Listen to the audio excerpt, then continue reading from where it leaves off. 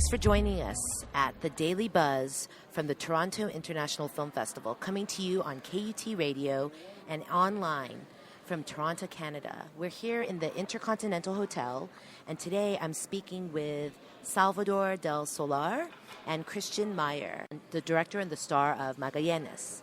Good afternoon, gentlemen. Hi, Irene. Hi, how are you?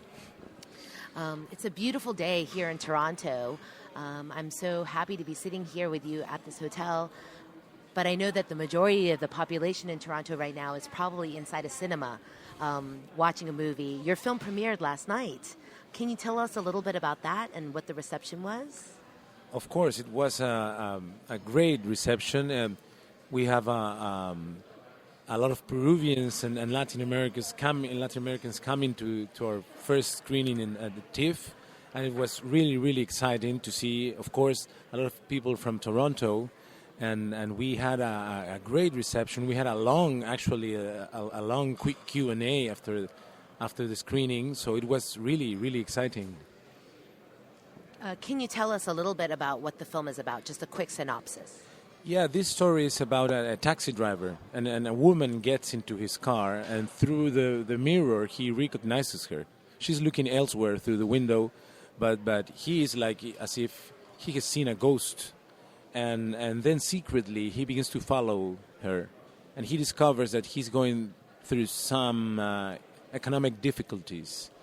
So we don't know why this guy, instead of turning around and saying, "Hi, Selena, you remember me?" which he doesn't, he secretly follows her and then gets into a really crazy plan to get a lot of money in order to be able to help her, only to discover that this woman would rather lose everything she has instead of accepting his help. So this is the story of two persons meeting again after 20-something years, now in Lima, the Peruvian capital, instead of Ayacucho, where they met before. And as a story of what do they have in common, what past they share. So this, I'm curious, Christian. You're here in Toronto. You're looking very summer-esque in a very nice T-shirt and jeans, very stylish. And yesterday, when I was at the theater, there were women screaming for you, and everybody was all over the red carpet area taking photos. Not to embarrass you, but why are you so popular in South America? They were all hired by my publicist. Yes. The thing is that I used to do a lot of TV shows and soap operas in South America for over 20 years. So there's a lot of Latins are naturally so passionate about this telenovela things. And yes, I also do movies, but when it comes to TV, no one can defeat that popularity. Yeah, it's amazing. Yeah. So, Salvador, can you talk a little bit about why you cast Christian and his role? Yes. Well, we know each other very well.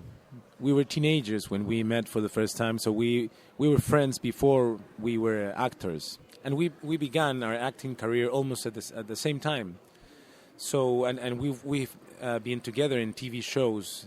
We've been brothers in one specific TV show called Scandal. And since then, we call each other brother.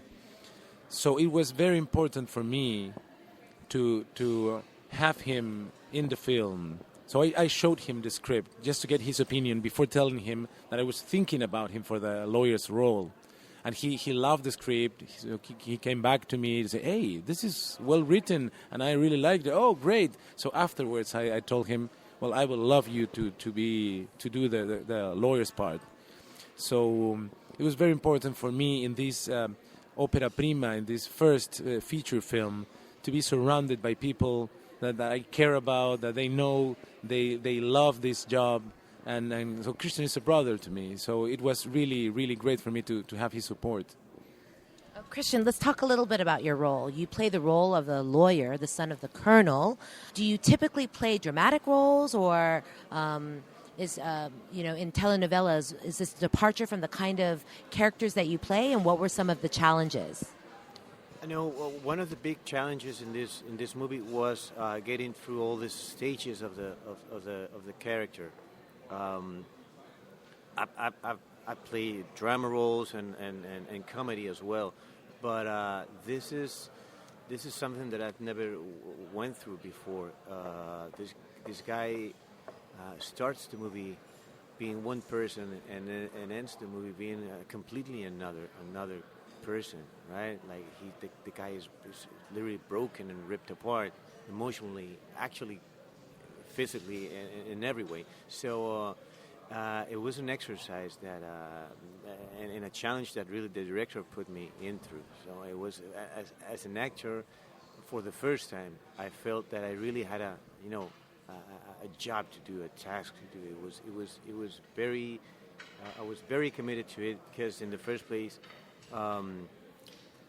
we're friends, but there's a line between that separates friendship from professional relationship. So I wanted to do a good job, not only as a friend, but to be loyal as his character, his creation, right? So, Salvador, talk a little bit about that. What is it like directing your friend? Was there moments where you felt that you couldn't say things that you wanted to tell an actor because you didn't want to hurt his feelings, or did you feel that it was easier to tell him because you could be honest and just be open? I think that we went together through this really I don't know the precise word, but as an actor, Christian, and in my case as a first-time director, we were really far away from our comfort zone. So, of course, it was fun. This thing that we love since childhood. That let's tell this story. Let's pretend we are the lawyer, and that part was present. Of course, it was. But on the other hand, I perfectly know that Christian went far away his comfort zone, and I was, and so maybe my English is not going to be as precise as I wish for trying to describe this, but when you are away from your comfort zone, there comes this sense of brotherhood. No, we are together in this difficult place, fun place, nice place, but frightening as well. So I felt that with Christian, I felt it with Damian Alcázar, with Lupi, but I think that especially with Christian, because he was very open. I really felt the trust he had on me, because we were exploring what was going on with this guy. So at the beginning of the film, the lawyer could be a character very similar to the characters Christian has done before.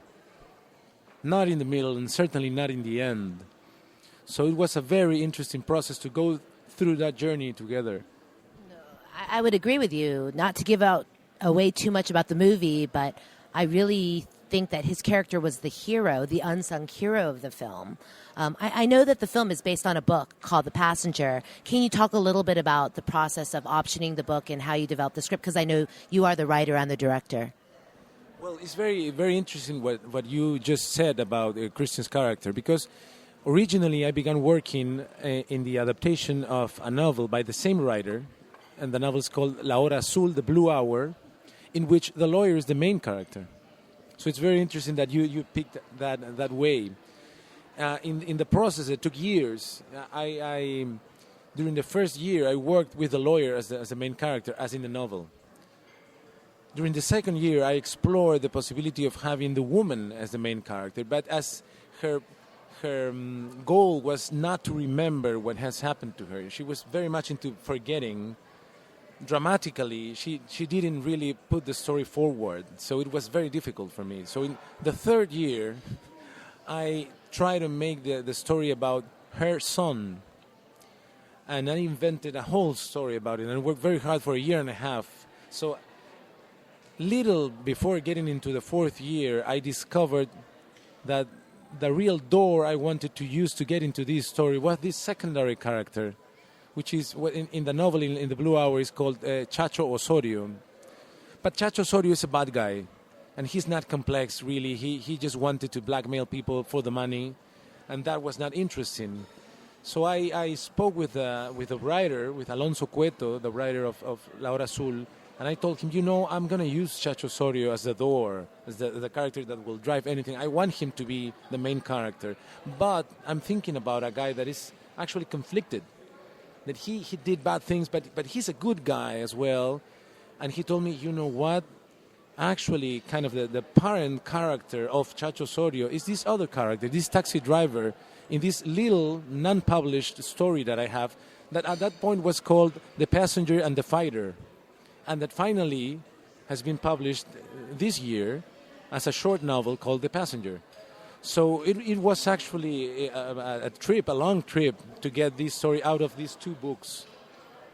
That's great. It sounds like the story came full circle. I'm really just so impressed that you are so persistent and so patient. And after 4 years, the story evolved into the kind of adaptation to what you really wanted to reflect. And to interrupt you, is evolved to writing his first draft, and after that went through another 4 years to finish it. So it's been it's been a longer journey for almost 8 years, or almost 9 years. You must have been 12 when you started, because both of you look very young. But Christian, I want to talk a little bit more about your character experience. I know that you worked with a lot of very well-seasoned actors. Some of them were very popular television and film actors. One of the themes in the film that I wanted to talk about was the Colonel's character. And it's my impression that he had dementia or Alzheimer's because he couldn't remember things that he did in the past. Do you feel that your character in this film is a reflection of the family ties in a typical Peruvian family household where the son takes care of the father and provides for him, etc.? In a certain way. I mean, my character starts as this very powerful man. He's a lawyer, moving in the highest spheres in society, maybe politics, and if we go back like 20, 25 years ago when he was younger, maybe when he was as a teenager, his father was fighting this, inner war in Peru. And as Salvador told before, maybe he wasn't aware of what his father was doing, not even aware of the war. He was living the good life in Peru, thinking that, oh yeah, my father, yeah, he's killing the bad people in Ayacucho while I'm here, going out with girls and studying and enjoying the money and the privilege of society or whatever. And maybe he based his whole life thinking about that.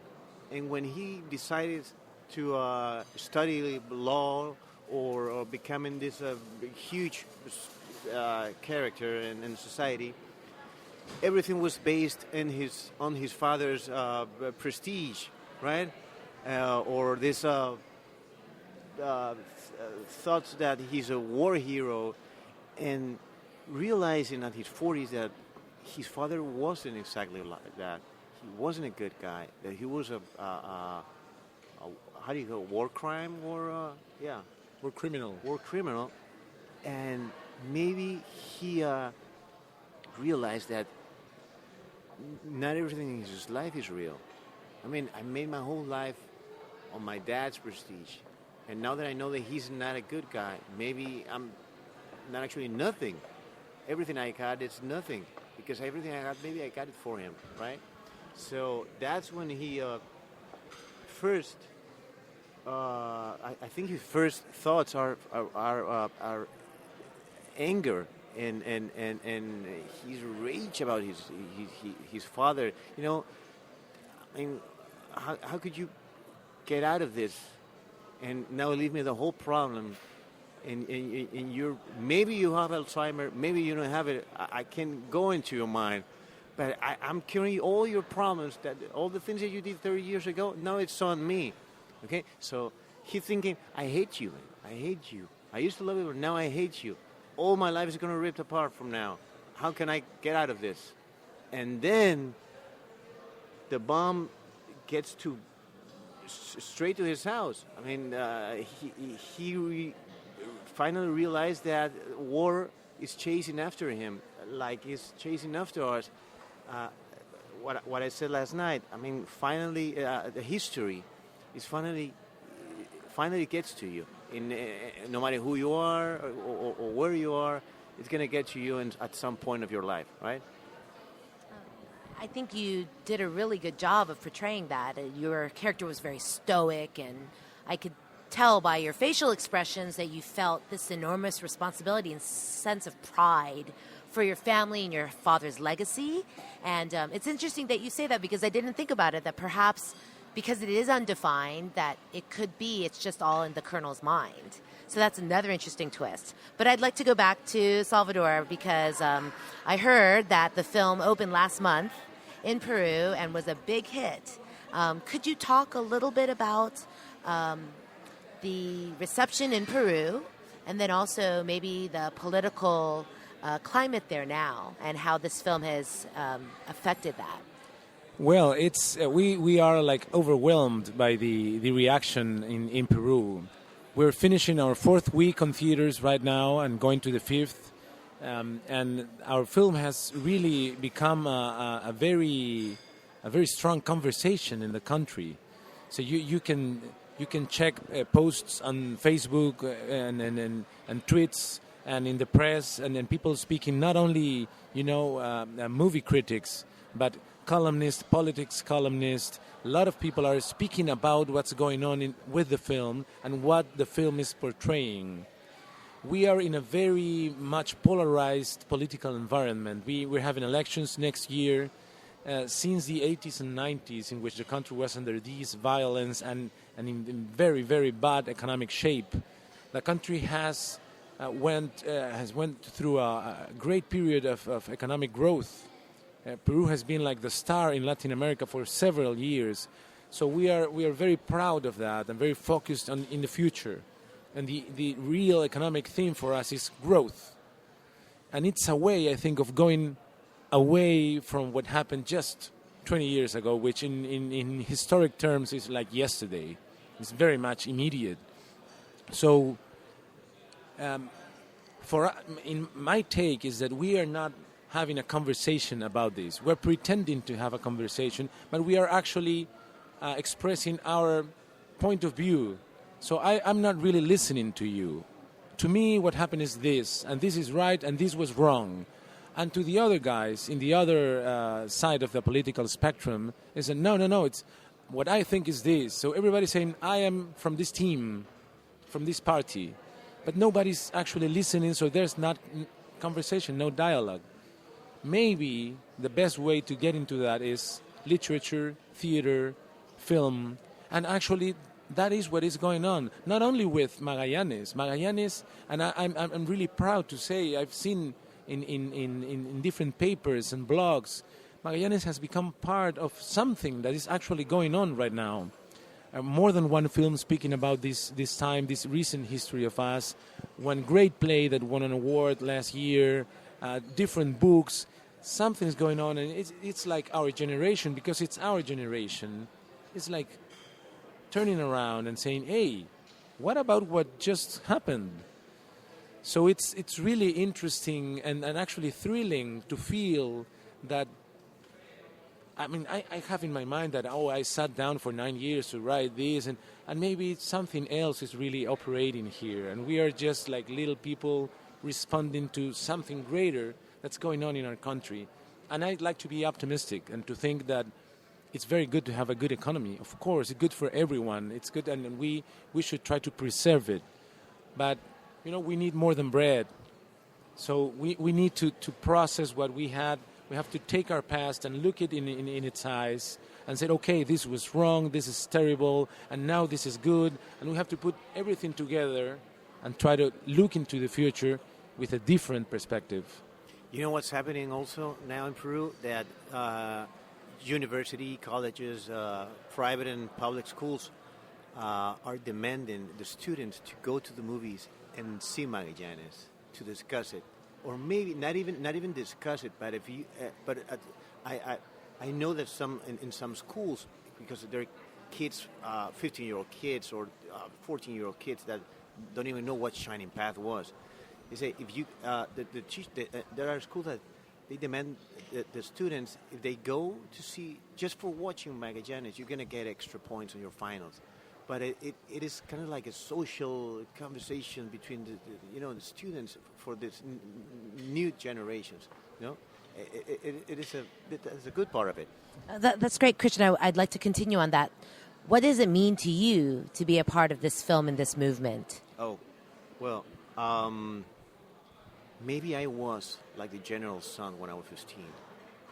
Yes, because when we were in our teens, we lived in Lima in a place in the city where it's like a very comfy zone. Eventually, some of the how do you call it, atentados? Yeah, so like the bombings. Some of the bombings came, around or closer to where we live, but we were like, far away from what happened, and we actually, as we grew older, afraid of the situation, we never thought that we were touched by it, and now, like being at our age and going back and think about that, and thinking that we are part of that history, that our sons grow up differently now, or maybe they're more safe than they were like 20 years ago. So I have a son, he's 18, and a couple of daughters that are 14 and 12, and I think they're more safe in that way that I was 20 years ago. So, I can relate to that, to the part of the movie. Well, first of all, for people who are listening to this radio podcast, my jaw dropped when he said that he has an 18-year-old son, because clearly you were 5 when you conceived the child. But I'm very inspired by what you just shared, Christian, because I think a lot of people can relate to that. But it made me think, Salvador, growing up in this kind of environment that was very comfortable as a child, what inspired you to become a director? What movies influenced you? Why did you decide to pursue this path? Well, my dream as a child was more becoming an actor than a director. I'm a lawyer, and I wanted to study law. I loved law teacher. Yeah. I grew up watching American series about law, LA law, and to me it was like everything. And in my mind, being an actor was not a viable profession. But when I finished law school, immediately I panicked, because I saw my life completely. I said, okay, I'm going to be a lawyer till the day I die. Do I really want to do this? And I was lucky enough to get into a drama school and begin acting. But I didn't really saw myself as a possible director. It just really happened gradually. And what I think that really moves me is this, telling stories thing. And regarding Magallanes, I've been thinking about this.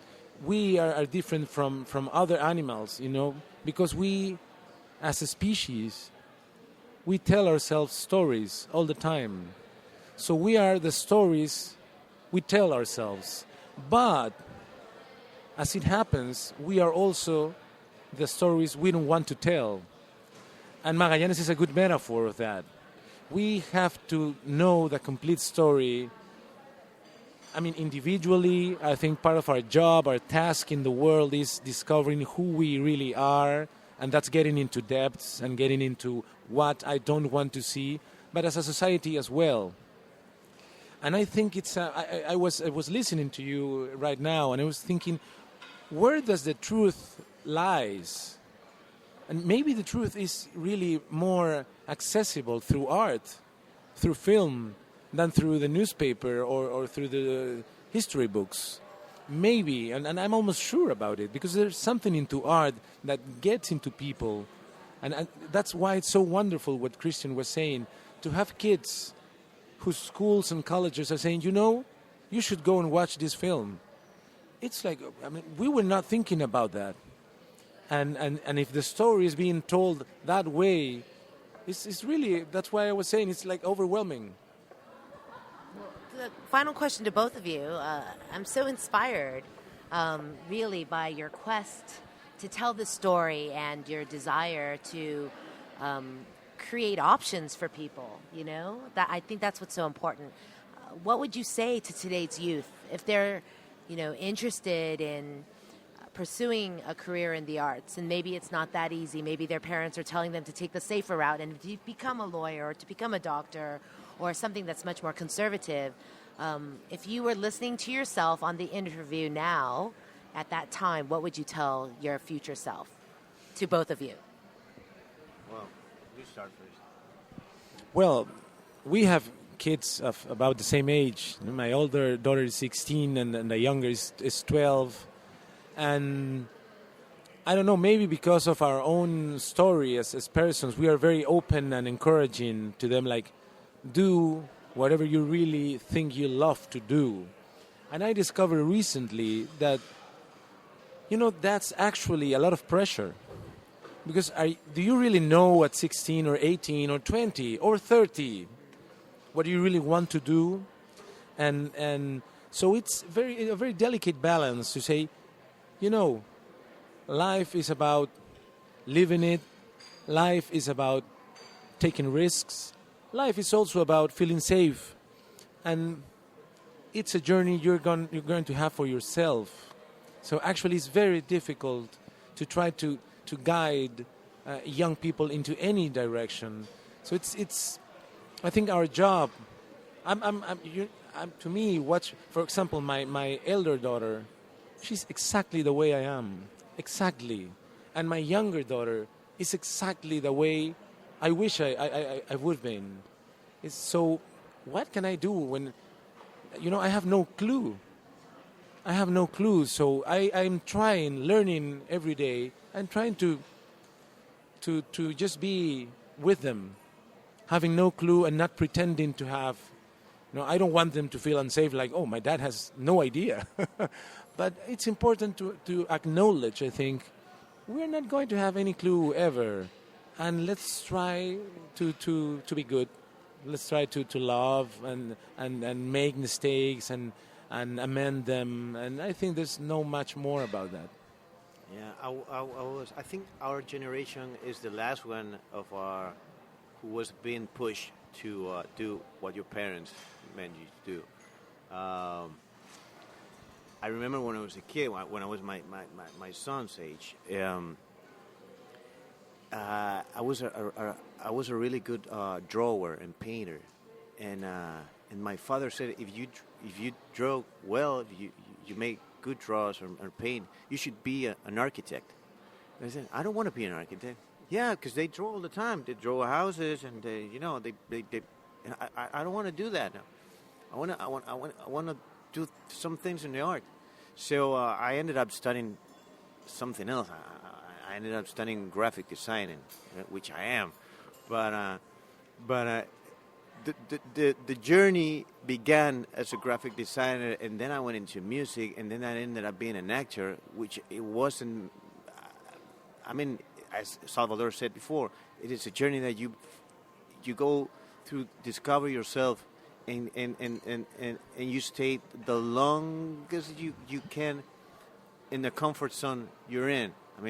This is what if that journey leads you to an island, to just taking sun or eating coconuts, and you're fine with it. That's your life journey, right? So newer generations are more open to do what they want to do, and I think time changes, and we should be allowed these new generations to discover themselves, like we didn't have the chance immediately. So it took us a long time to discover ourselves or our real vocation in life. So my son is an actor, and he lives in LA, and it wouldn't have been if I would have thought of that like 20 years ago. Maybe my parents would have killed me, right? But I think life is about that, like discovering yourself and taking the time to do this. Yeah. Well, gentlemen, it's been a pleasure. I cannot recommend this movie enough. It really was inspiring for me, and I'm not from Peru. So I think that there is a global sort of appeal, and I think a lot of people will really respond well. So congratulations on getting into the Toronto International Film Festival. Thank you very and much. thank you for taking the time this afternoon. You're listening to The Daily Buzz from Toronto 2015 on KUT and online. And we've been speaking with Salvador Del Solar and Christian Meier, the team behind Magallanes. We'd like to thank KUT, our sponsors, Production Legal, Cloud Electronics, SoundCloud, Enki New York, and Angry Porcupine. I'm Irene Cho.